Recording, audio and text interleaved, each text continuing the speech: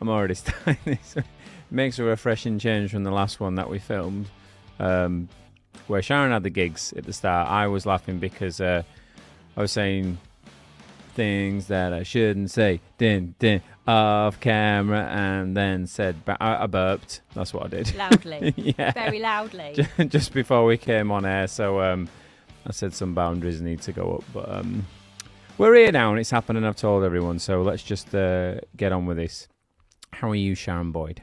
I'm good, thank you. How are you? I was waiting for that. Thanks. I was Acknowledging your question and giving you a chance to say that I was listening, and then asked you back. Well, I appreciate that, because I don't know if anybody else has had this, but the amount of times I've picked up the phone to someone or met someone in person and I've gone, oh, nice to meet you. How are you? And they've gone, yeah, I'm fine.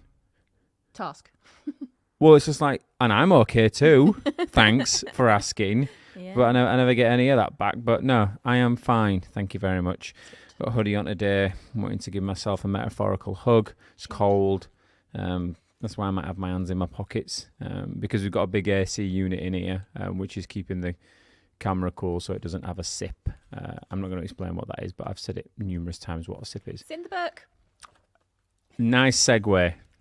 So, part 7 of the 10-part series of the read-through with Sharon and Mark. Your CX'y and We Know It. All available at Amazon. Was a #1 bestseller. Get it. It's funny. It's packed loads of information. And hopefully, over this little mini-series, you get an idea of some of the things that are in the book. But more importantly, you get the authors talking about it. And then we're going to ad-lib as we get through the chapters. So it's Sharon's turn today. And what page are we on? 72. On page 72. And the chapter is called... VaVaVoom. Is it French? Yeah, it's a French word, I think, isn't it? Is it VaVaVoom? I think so. VaVaVoom. Although it's spelled VaVaVoom. Yeah, I got excited when I titled it. Yeah. So, as always, key takeaway, MKLism, main body, call to action. Over to you, Sharon Boyd. Go. Thank you. Okay, starting with the key takeaway then. So CX is one hell of a differentiator. Brilliant basics that are consistent and simple, and then add a big fat dollop of delight on top. I enjoyed writing that bit. That's an interesting word, is dollop. Yeah, and that is how we CX the shit out of our business. We're getting more sweary. You're getting more confident. Boundaries are coming off. It's gone from a U to a PG-13 now as this podcast. Yeah. Apologies. Anchor are going to bollock us for that now. You said a naughtier word. No, that's like a telling off word. Anyway, right. MKLism. Mark wrote this one, so I will. I meant I'm reading it in his voice. Oh, right. Oh, excellent. All right, strap in, listeners. No. I want to hear this northern term. Please try and read that in my accent. At least the opening sentence. No, that would just cause offence to the whole of the northern atmosphere.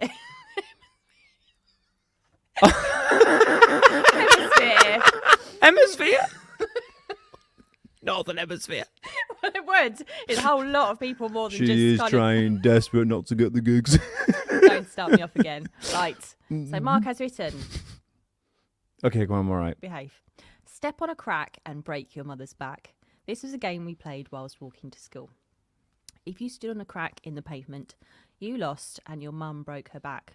Figuratively, of course. Crazy paving was an absolute nightmare. Speed was key. The faster you could move, avoiding the cracks and making it to school, aloft you were thrown on the shoulders of your peers. I'm 38 now. I haven't played that game for nearly 30 years. However, to this day, I can't walk down the street without avoiding the cracks. True story. True story, that. I can't even go under the... You know, when you get like a road sign or a sign for something and it's got the two poles and you walk underneath it, I don't go under that because apparently it's bad luck. Same when you don't go under a ladder. Yeah. Anyway. Okay. So he writes, I'm older, wiser, fatter, and a lot less brave. Oh, thanks. I don't think it says fatter in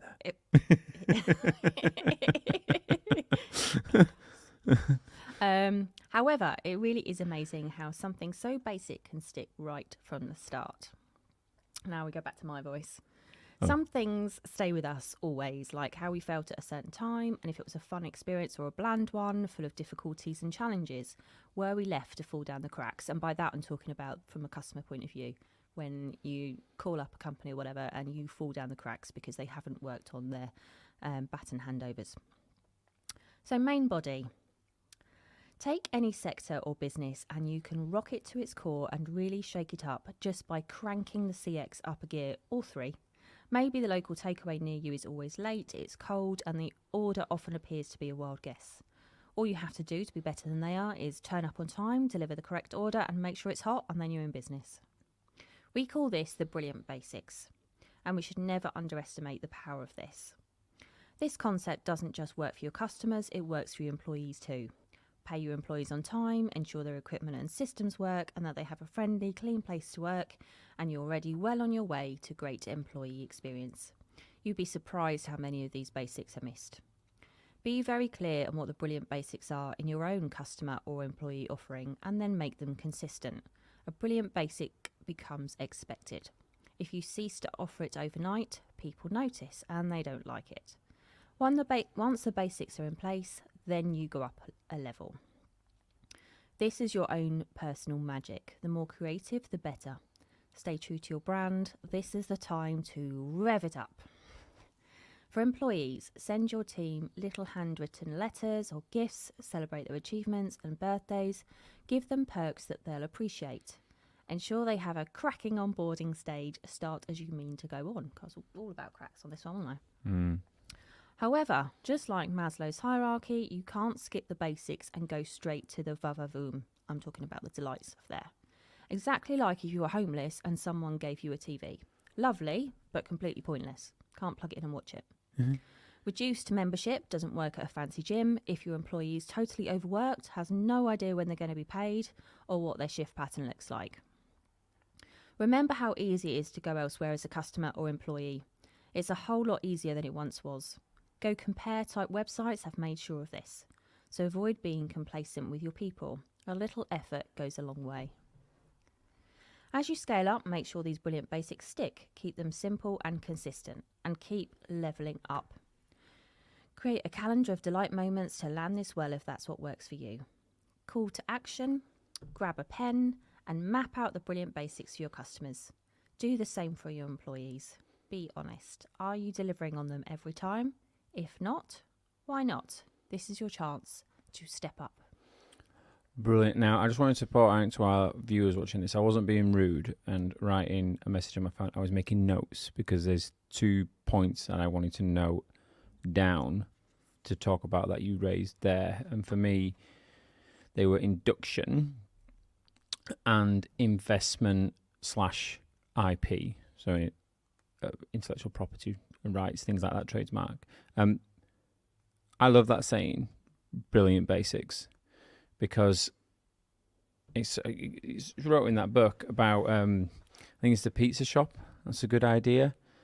I mean, we as you know, Sharon, we've sat in many sort of like workshops where you go to sit with other startup companies that are looking for investment or looking for some sort of business idea.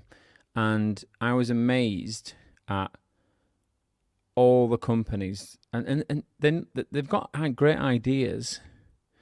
But what was fascinating is that all these ideas were all pre-MVP stage, pre-revenue stage. So they sounded great on a piece of paper or a presentation, and they're seeking investment. And we should we shouldn't stop that, because you need people sort of pushing the boundaries and thinking of new ideas. But what amazed me, and this is almost exactly the DNA of our company, was nobody's looking at a sector that is old, stifled, or a particular product line or whatever it might be, and going, they're just not getting the basics right.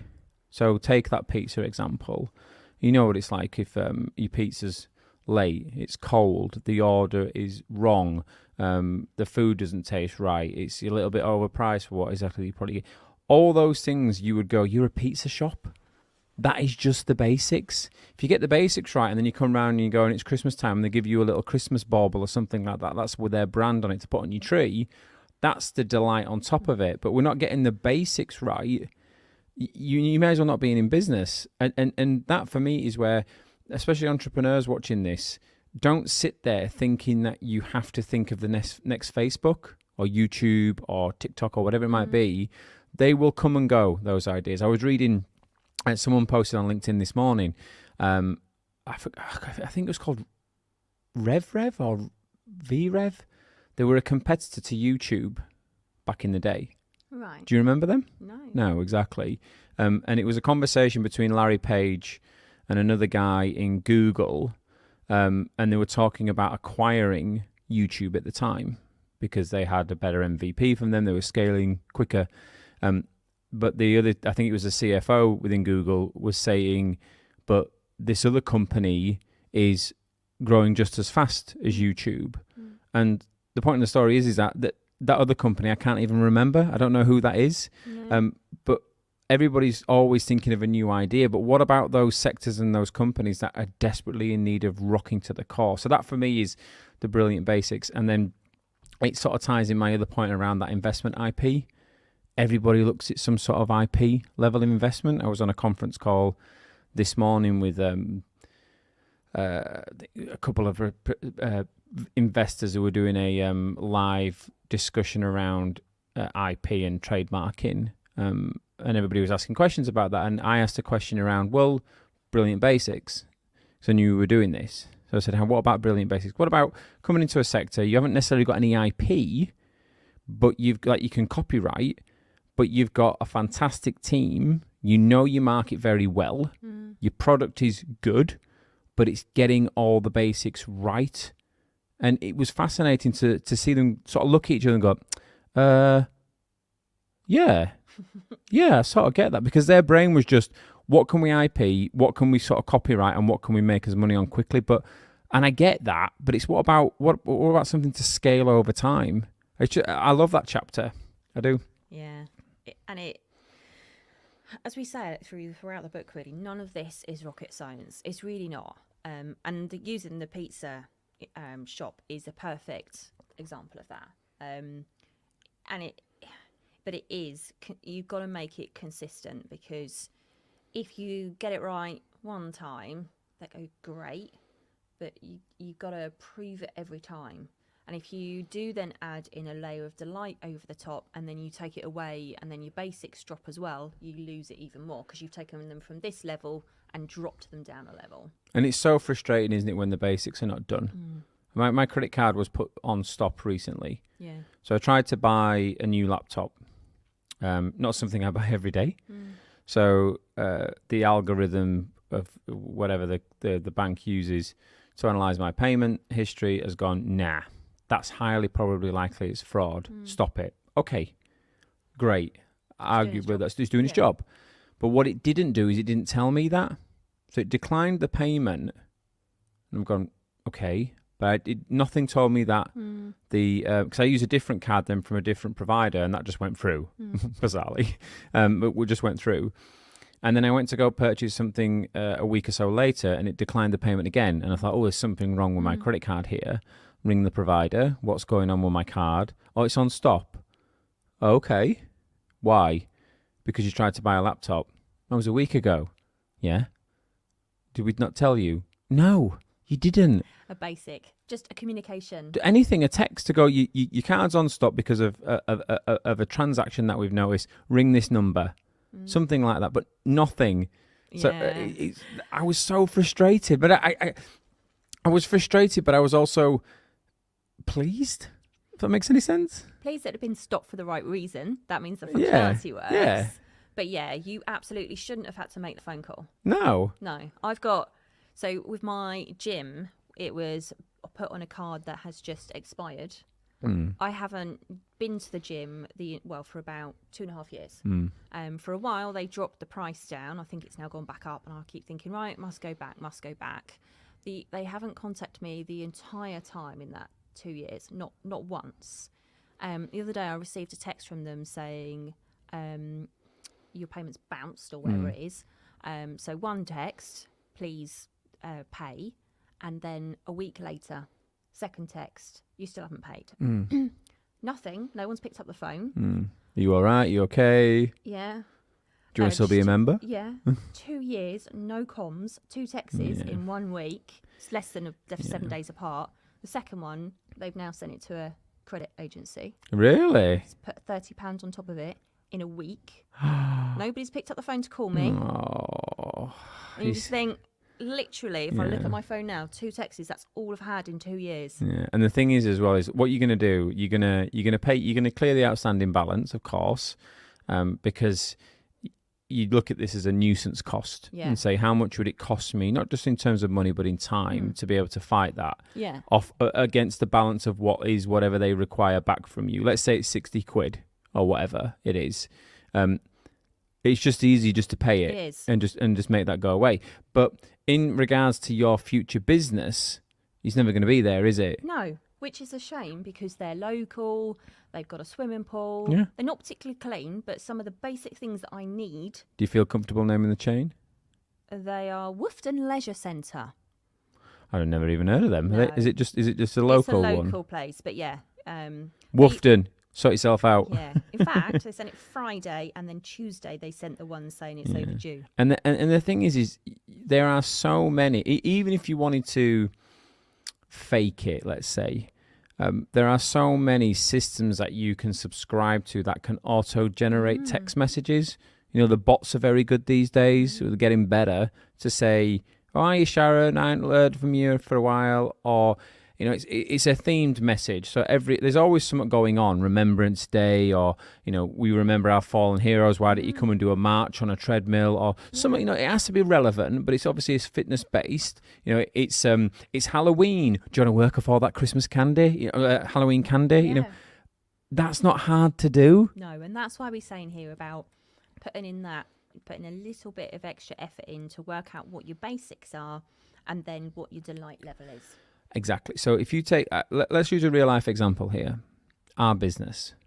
So we are in the FM/IoT space, which is a digital FM. Yeah.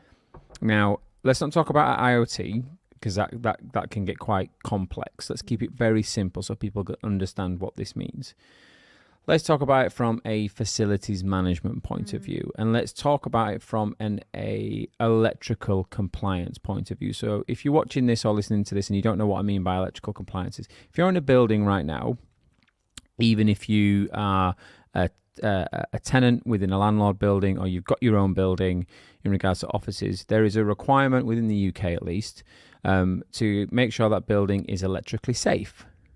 So normally you would have a facilities management company that would do that. Skilled engineers would come out, they would test all the electrics, the lighting, the sockets, things like that, the mains that are coming into the building, and then they would certify that. As in, it's a bit like a rubber stamp. This building is safe at the point of testing. For the public. Yeah, here's some remedial work that might need to get done. Here's something that's serious that needs doing straight away. Here's something that's a bit minor, needs sorting in the next 6 months, and here's some of that you can do if you want to do, but it's not going to fail. That sort of stuff. Right, okay. Where this normally breaks down in the FM world is when it comes to paperwork.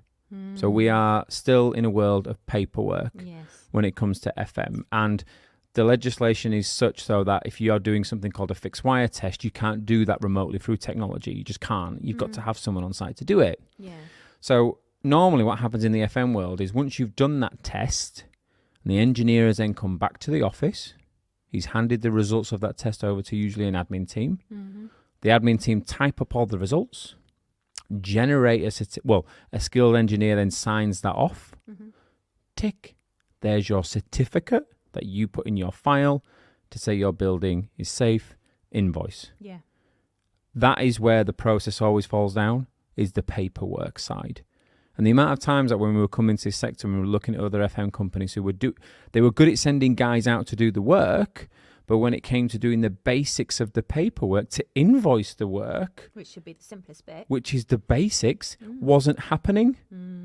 And that was how we grew so quickly in those early years, because we call it having a tight process before we engaged Sharon from a CX point of view, but we always called that myself and John having a tight process, but now we call it Brilliant Basics because it sounds better. But we call it Brilliant Basics, and that Brilliant Basics for us was making sure that the paperwork was done on time and was legible, which then meant we could invoice it. More importantly, the client gets what they want. They put their certificate to one side. They know they've got a safe building, and then they pay their invoice. Yeah, they know they're compliant. It's so bizarre how a lot of companies look at what do? They look beyond the basics. They look at the new revenue stream, the new idea, the new invention, the new way of doing something, and they forget what they're actually in business to do. Well, it's that run before you can walk thing, isn't it? Going off and chasing all the shiny when you haven't actually nailed what you do brilliantly. Yeah, well, and it's almost like that's the keys to the room, or the ticket to the party is if you can't even get your basics. I mean, and look at it from a client point of view. So and again, if you're designing a new product now, or let's say you're a startup, pre-MVP, pre-revenue, your Brilliant Basics might be what a client would expect from a company of your size, or what an investor expects from a company of your size. So what's your procedure for invoicing? What's your management structure like? What's your go-to-market strategy? What's your first year numbers looking like projection-wise? What's your MVP? Blah, blah, blah, all that stuff. Now, you might have a fantastic idea and you might be thinking 6-7 years down the line of where the market's going. But if that investor or that client turns around and says, well, can I have X, which is a basic? And you go, are they really going to trust you with a new invention and a new idea? They're not. So your Brilliant Basics are your ticket for upselling. Yeah, it's the foundations, isn't it? It is. But people forget that though, don't they?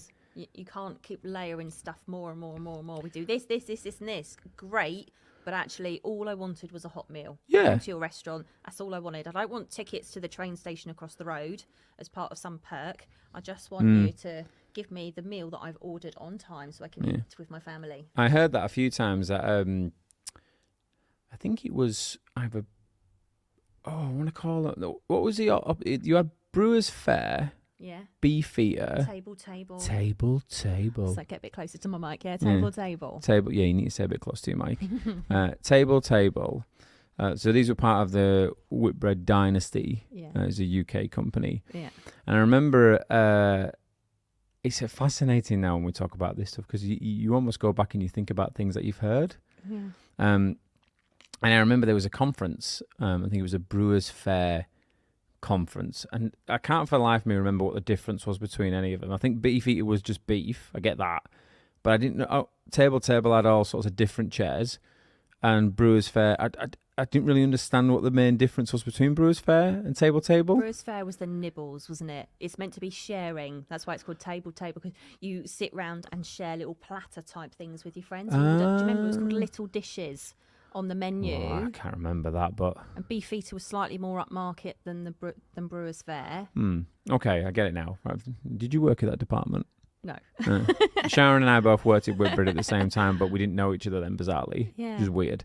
But I was at a conference, and what I'm about to tell you now was what they were doing was Brilliant Basics. So the management had an initiative called, and at the time I didn't know anything. I was so arrogant at the time. What did I know?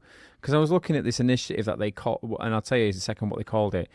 And I'm sat there going, that's the dumbest thing I've ever heard. And it was called Hot Food Hot, Cold Food Cold. And I'm going, what's all that about? Why aren't we thinking about new dishes and thinking about the calorific? Because at the time, this is when there was a real big focus on salt content, and the sugar tax was coming out and all this stuff. So there was a lot of focus on the makeup of the dishes, and the Daily Mail was constantly barraging Whitbread and the restaurant team saying, look at all your calories in this. And so they're going, that's the problem. You need to fix that. Put these dishes. Yeah. What's all this hot food, hot, cold food, cold? But that's what customers were complaining about. But that's what they wanted. That's what they're doing. I mean, I can't remember the name of the management at the time. I think I want to say Paul. I don't know. Paul Floam, and I can't remember whoever the management was at the time in 2000 and 11, 12 Whitbread restaurants. You got that nailed spot on in terms of brilliant basics because it was hot food hot, Well, cold food cold. Whenever you when you first get a plate, the first thing you do when you put it in your mouth, like it was like mashed potato, whatever, you taste to make sure that it's actually hot, don't you? Yeah. Because in your head you're thinking, is this cooked? So it's more than just Am I gonna die? comfort thing. Yeah. It's a safety thing. Yeah. It's okay. Carry on eating. So You should have to eat from the outside in. That's how that should work for me. If it's a hot meal, because if it's too hot, you can't eat it in the middle because it's red hot. right. So you go. Your mum never tell you that. No. What? I wonder why you're looking at me so weird. Like, what? When it's a hot, right. Hang on. I don't know if this is a north. Is this a northern thing? You were going to say it. You can't put words in my. I put it to the house that I was not going to say that, Miss Speaker. Order. What I was going to say is, if you have, let's say, spaghetti or some sort of pasta dish or something that's got a lot of the ratio between dish and liquidity and gooiness is quite high, and if it's supposed to be hot, now you're not going to dive straight into the middle of that, are you? Because that is going to be piping hot. So you eat from the outside in, because the outside, the heat disperses through the dish to the outside of it, doesn't it? So the edge of the dish is going to be colder. So you always eat from the outside, and you never go straight in the middle, because if you're eating from the inside out, by the time you get to the outside, that's going to be extremely cold.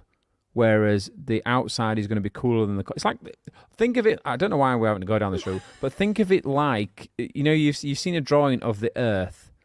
Bear with me. The Earth. I'm with you. And it's cut in half. Yeah, that's got a red molten core. It's got the core, it's got the outer core, it's got the mantle and all that lot. And it's got the surface. So we're on the surface. We're on the outside of the plate here. So if I was going to go straight into the core of the Earth, I'm getting burned alive. But eventually that core will cool. That is as similar as eating spaghetti. How are you cooking this spaghetti that only the middle bit is No. piping? Right. It's because of the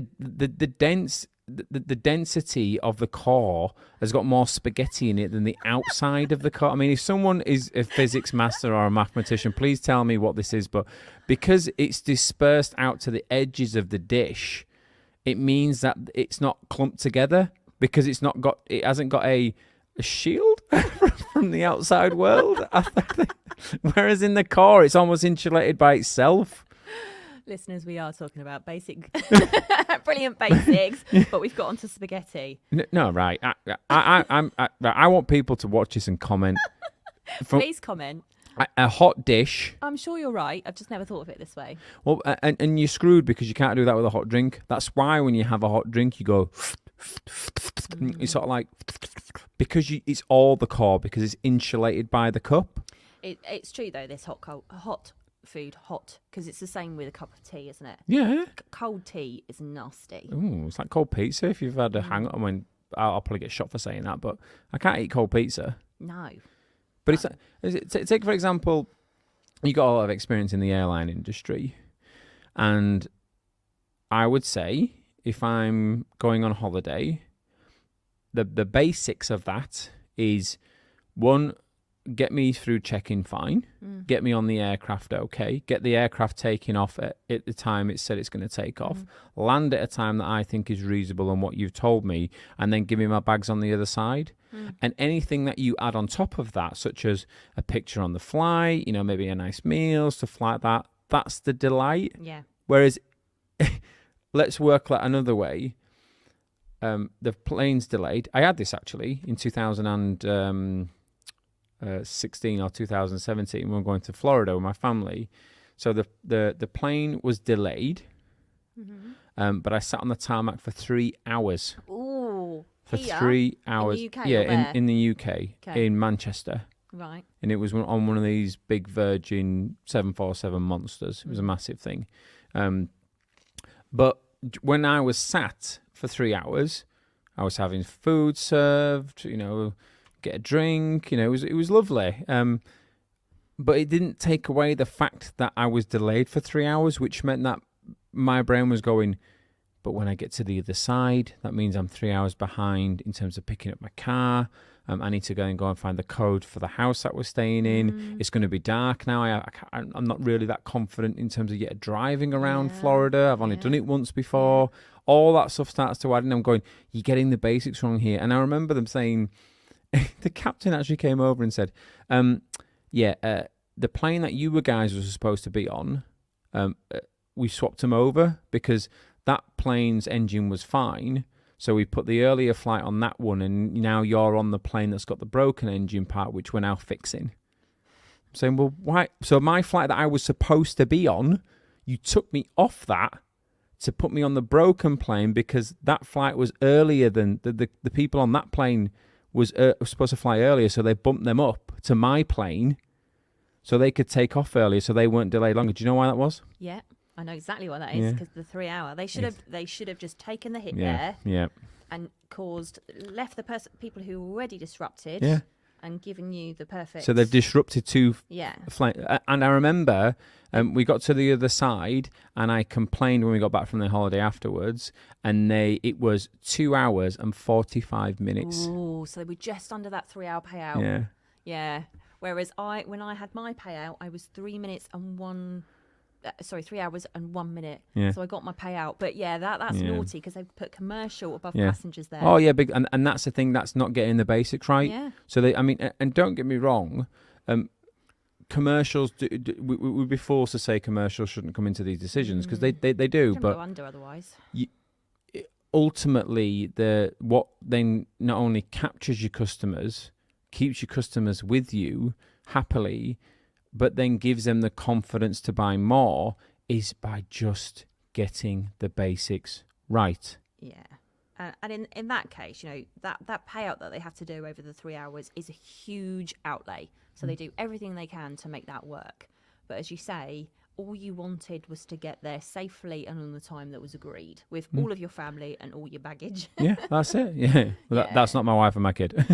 That's different baggage altogether. Couldn't do anything about that. But when you think about, as you said, about food, now food's always an interesting one. So we talked about food before in a hospital environment where, go for maternity through the maternity process or whatever, and then, 48-hour labour and all you get is a slice of burnt toast. But something like in a spa, so I was at a spa the other day, and as part of that package you get like a sort of mid-morning snack, and then you get the lunch. And as part of that, we've been going to this spa probably about 7 or 8 years. The menu has got less and less and less, and it hasn't changed at all. It's always been the same. And it's quite ropey. And for a spa where something should be, that's one of the basics really of that spa because it's part of the package, and it's just got worse. And you kind of, every time we go, we comment, why don't they just sort the basics of the food out? Just put some jacket potatoes on or something like that, because they've got this weird food and hardly any choice. And it just comes back down to... I hate spas. Yeah, but for them, if they just like exactly as we say in here, when we say just take it up a notch, they did that. Do you know someone who I found recently who absolutely nails the basics brilliantly? Go on. Apple. Yes. So yes, they're expensive. You pay a premium for their products, but let's take the price out of it. So I recently changed my watch. So I bought a Series 2 watch when that first came out. And I can't remember when that was. Years ago, whenever the Series 2 came out. And it hasn't skipped a beat, only for the past 6 months. So doing a lot of training for a marathon, and I use my watch all the time when I train. And what I was finding was the watch would sometimes trip out halfway through a run and it wouldn't log it. And I really want to log the runs because then you show the progress and how many miles you've done in your shoes. A blue person, so why wouldn't you do that? So I thought, right, I'm going to have to bite the bullet. I've missed the 3rd, 4th, 5th, 6th update of the watches. So I'm going to jump straight in to the 7. Let's do this properly. Yeah. So I went to the Apple shop. And the lady took my details, and a young chap came over, only a young lad, talking to him, and he was telling me about the product, and he was getting it all out, and he was showing me, and I could touch it and things like that, even in COVID times. You know, he cleaned it all that stuff. So again, these sort of like hygiene factors starting to come in. I'm just observing and watching. And then he's showing me the watch, and I was blown away by the watch because again, I've gone from a 2 to a 7. So it's a big jump in terms of technology and how big the screen is and the functionality and all that lot. Great. So far so good. And then he starts talking to me. Cause I just started chatting to him about semiconductor issues, because why wouldn't you to a 20-year-old lad? And he was telling me about the iMacs and the challenges they've had, and they've got no Apple, they've got no iPhone 13s in, even though they've just come out. So all these issues. And I said, you know what have you got in? I'm just out of interest. I'm not planning to buy anything more. And he went, oh, we've got, the iPod Pros, and we've got iPad Pros in and things like that. And I went, do you know, I've heard some good things about these iPod Pros, the earbuds, about the noise cancellation. I've got the first generation ones, are they any good? And he went, hang on a minute, I'll go get you some. He walked away, came back. AirPods. Sorry, the AirPods. He walked away and he came back and he had some demo ones, and I looked at him a bit weird and I went, I'm not putting in like demo AirPods. Who's had that in their ears? And he went, no. They're cleaned and all this lot every time, and he changed the little things in them. And I went, all right, okay. So we got them out. And I went, do I need to connect them to anything? And he went, well, you can connect them to your phone, but they'll work as soon as you put them in terms of the noise cancellation. And this was a busy Saturday afternoon, and the shop was heaving. All the background noise, all the conversations. Yeah. When I get home, I'm going, you said, all those little back conversations that you love to listen to. Put one pod in, put the second pod in, and he was in absolute hysterics when he saw my face. He thought I had a brain damage or something like that because of the look on my face, because I was blown away at the noise cancellation. Like when you see a baby when they first put glasses on. Yeah, exactly. Or first have hearing aids. Exactly. It's unbelievable. But that's so far so good. Yeah. But a long story. But in terms of the brilliant basics, it was when I got home. So when I got home, I had the Series 2 connected to my phone. Wanted to connect the Series 7. And when you open up a new Apple product, it's got that like weird matrixy thing that pulsates. It goes, just put your camera over that. Yeah. So I put my camera over that, and then it did the wheel and spiraled around. Boom. All that data was gone from my phone and my watch to my new watch. And it said, click this button here to erase your old watch. Clicked it. Done. I know. They are brilliant at that. Onboarding, they've done so well. And my wife is a Samsung sort of person, and I constantly moan at her about it, because I just say, where Samsung have got good products. I mean, they do sometimes beat Apple in terms of their units sold from a phone point of view, but I haven't seen anyone yet nail it like they have when it comes to not only an existing customer, but imagine if I was a new customer and I didn't have a watch and I wanted the watch. And it brought up that weird pulsating thing, and I downloaded the app and I just scanned it over, and boom, there's all my Apple ID onto it. I know, it's so clever. They've really thought about the complete end-to-end journey there, because they've thought about the 7 seconds when you open the box. Oh, the packaging's beautiful though, isn't it? Really beautiful. They've thought about transferring from an old Mac to a new Mac, which I had to do recently. Your watch, as you say, as soon as you put the AirPods in, they automatically connect without you having to do anything. That is really smart. And you can say what you like about Apple, but they are really good at that design piece of making that work seamlessly. Well, we're recording this, and we've got a camera, but we record it all onto an iMac. And I've never sort of been an Apple computer person. I've been an Apple phone and watch person, but I've never been an Apple computer person. I've always been a Windows sort of person. But I have to say, the again, from unboxing the iMac and getting it out and connecting it and setting it all up, that's the basics. But I say that I'm being a bit unfair to Windows, because I recently bought a new laptop. I was telling the story about my credit card blocking, and eventually I managed to buy it. What was that like to unbox and well, be on board? It was how do you say that? ASUS. Is it Asus? Asus? That's how I say it. Yeah, it was the ZenBook, so it's got like a two-screen laptop. Really cool. Yeah, that does look quite fancy. But so unboxing it was really good, and because it's a Windows machine, I've got a Windows account, and it just said, right, put your stuff in, put my Windows ID in, and then it went through the process of updating the machine and all that lot, and then boom, I was straight in. All my OneNote was on there, all my OneDrive was on there, all my emails were on there, even stuff I had saved to my desktop on my old Windows machine had pulled over, and I went, actually, that's really good. They've worked hard there, haven't they, to go, right, Apple are doing this, why aren't we? Well, it used to be a nightmare setting up a Windows machine. It just used to be, the Windows machines was more for the geeks, and the Apple ones were more for the way, you know, a little bit funky, a little bit different. It was almost like, I remember when I first got a MacBook when I think 2011, I first got one, even though they were astronomically expensive back then. And I remember saying to my dad, if you're in the market for a new laptop, you're better off getting a MacBook because it's so much easier to use than a Windows machine. Windows machines are quite complicated to use. But I would say Windows, Microsoft have gone through a very steep learning curve watching what Apple have done, and you can see it in their machines now, in that it's not as complicated to use a Windows machine as it used to be. The other thing that Apple do really well, which you touched on there, was not only do they design their products really well, but they also do the employee bit, don't they? So they really get their employees to be advocates, so that when you do have an issue, because we often talk about customer recovery and how important that is. So you went in with your watch saying, you know, I could do with the new watches.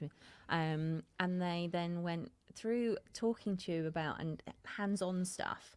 His knowledge of that guy and already knowing what the products do and what they're like, he was able to sell it to you in a non-selling way, wasn't he? Really? Oh, I wasn't even going in to buy those. No. I was going in to buy the watch. Yeah, but he knows their products inside out to be able to give you that service you need. But what he allowed the product. He was switched on enough to know this guy's not. You know, he hasn't experienced noise cancellation like that before. So if I put it on him, more than likely he might buy him, or he might buy him in the future.